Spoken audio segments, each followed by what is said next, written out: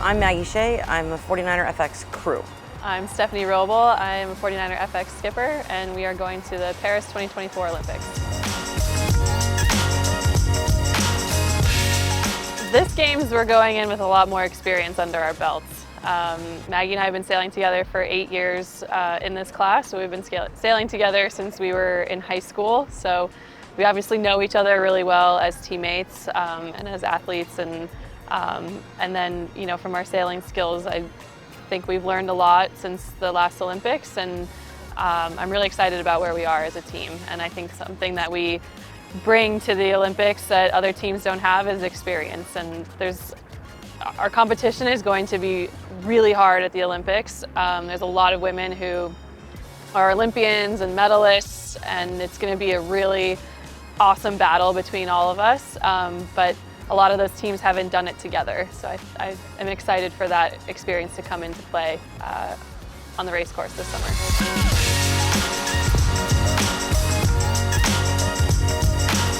Our Olympic racing boat is located in Marseille, which is the Olympic venue for sailing at the Paris Olympics. We just set up camp there at the Team USA base at Yachting Club Point Rouge. We just got home from a training block over there, and it feels really nice to have everything set up there and ready to go for when we move over to the Olympic venue. We have an awesome setup that's not going to sound so awesome, but it is amazing. We've got these 2 air-conditioned containers, a bunch of AstroTurf between them, a little bit of sunshade, and our boat is nestled safely in between a lot of other Team USA boats over there.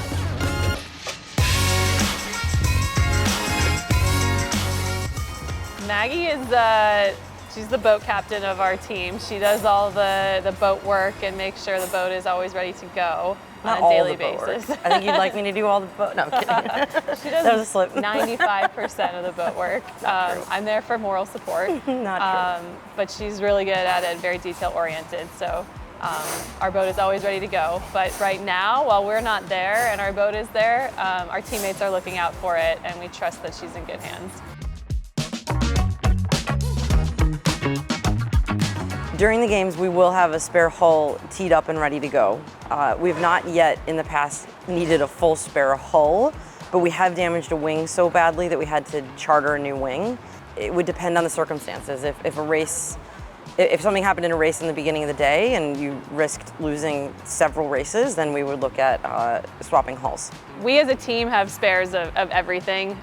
We obviously want to control what we can in our preparation for the Olympics and make sure that, you know, on the water we have as many spares as we can, whether that's a spare spinnaker pole or spare boom, spare jib, spare centerboard, rudder, you know, or the smaller bits, all the Harken pieces that we love. We have on the water with us, all the spare ropes, and then in the boat park as well, there's spares.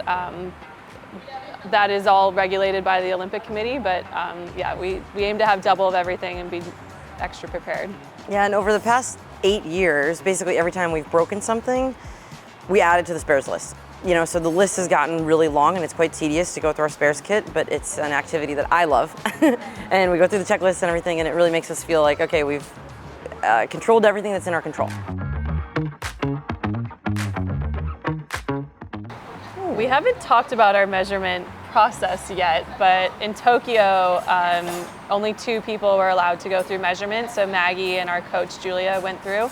I suspect it will be a similar process for Paris. Again, Maggie's the boat work expert, and she's said that she really enjoys that part of the process. So I do love it. Yeah. I do love so it. if she wants to do it, she by all means can go for it. Oh yeah, I'll be there.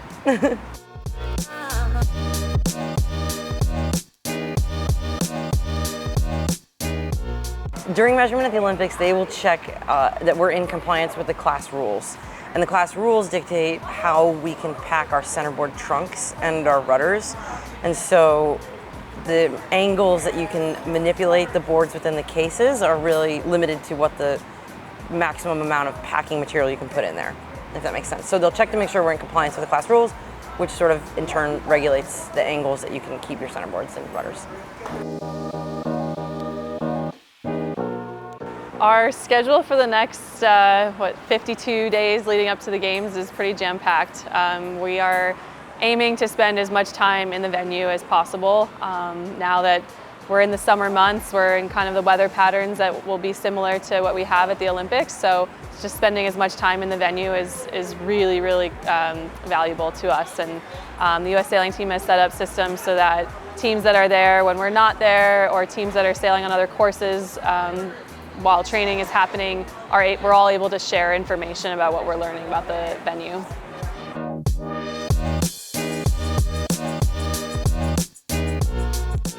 Team processing for Team USA will be in Paris. So actually at some point before the racing starts, they're going to close the field of play for security sweeps. And during those 2 days, we're all going to, as a team, take the train to Paris, do the whole Team USA house thing, get our gear, and have a little party. I don't know, do all that stuff, you know. And I think it'll be really fun.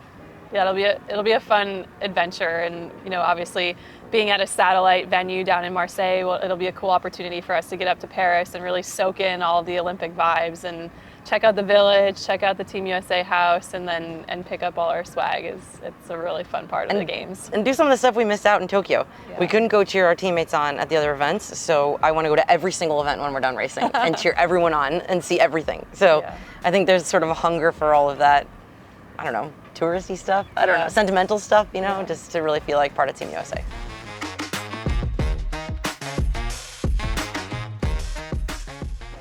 We've sailed against all of the teams that were racing at the Olympics at many times, and you know, everyone is really good and is at the top of their game at the Olympics and is aiming to bring home a medal, and it all comes down to who can perform under pressure at the Olympics. But that being said, you know, it's obviously, the Olympics are a really big thing. It's something that people dream about since they're little kids, and so oftentimes it's easy to put this word Olympic or games around the title of this event, and it can cause a lot of extra pressure, it can cause a lot of extra stress, it can cause people to do different things that they wouldn't do on the race course. And so something that we've been really working hard on is just approaching this event as it is any other event. Obviously it's in the background, it's a big exciting thing, but we're going there to focus on our processes and really hone in on like the daily steps that we need to take to hopefully deliver a gold medal performance.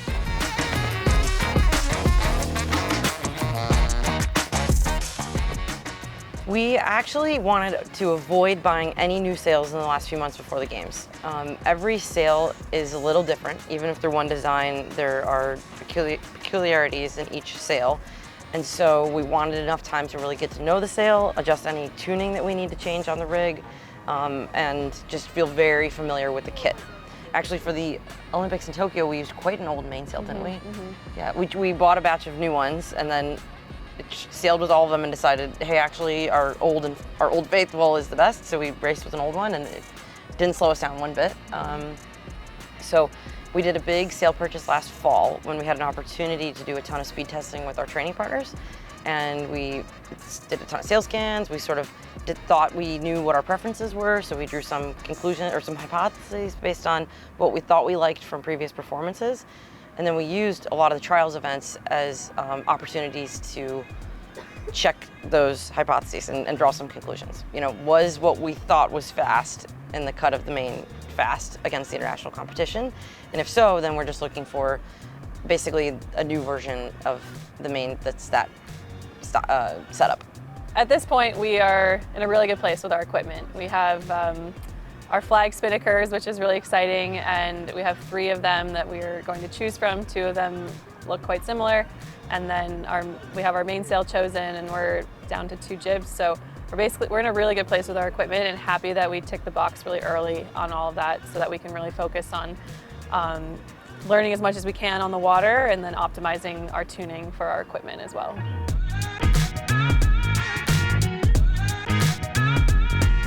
As of right now, our plan is to ship some equipment back to the States, and then hopefully sell some in Europe as well. But we have a lot of supporters coming over, and I don't think they know yet that they're going to be packing a container after the Olympics, but they are getting signed up for that. Bribe them with the rosé wine of the area. Yeah. And the other thing is we've got a hull that we've been sailing on is owned by, it was generously donated by the Windmark Sailing Foundation. So there will be a big repatriation of gear to New York, and some of our equipment will be a part of that.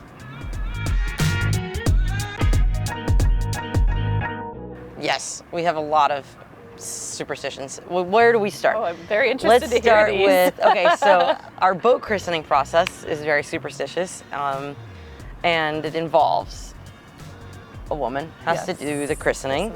Then there's the champagne spray and a little bit of a speech that wishes us fair winds and following seas and fast sailing and all these things. Then champagne goes on the boat and we retain the cork, and the cork lives in the spinnaker's bag for eternity. And if it's ever lost, then that boat would be done. So that's an important one. Steph will not allow bananas on boats. True. Yep. I wear a bizarre amount of sunscreen and zinc oxide, so I will not. Superstition. I will not leave the dock without that. normal. Yeah, that's just things I've learned. We fist bump before every race. Yeah. If it's fist important. bump that's an important part of our routine. Yeah. For a little while, it was like a kiss on the cheek to Steph. Maybe that'll come back for the games. I'm not sure. But that was for some pretty special events. And then we transitioned to the fist bump because logistically, it's actually hard to hug and kiss someone on board a 49er when you're reaching around at the start. So we're sticking with the fist bump right now. I'd say that's probably all of them. Yeah.